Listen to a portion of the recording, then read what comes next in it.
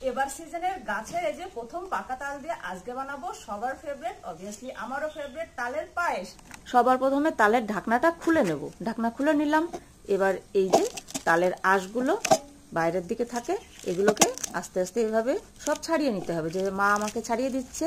তারপরে আটিগুলো এভাবে আলাদা করে সামান্য একটুখানি জল দিয়ে এগুলোকে একটু চটকালেই এর থেকে কি সুন্দর রস বেরোবে, যে দেখুন।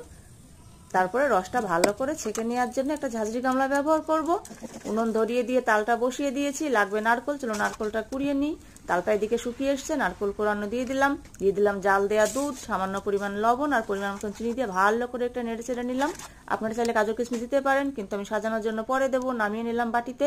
তারপর ওপর থেকে কাজু কিশমিশ ছড়িয়ে দিয়ে নারকোল কুড়াটা দিয়ে দিলাম। এটা কিন্তু দারুণ হয়েছে। আপনারা বাড়িতে একবার ট্রাই করলে তবেই বুঝতে পারবেন। তো বাড়িতে ট্রাই করুন। দেখা হবে অন্য কোনো রেসিপি নিয়ে। ভালো থাকবেন, নমস্কার।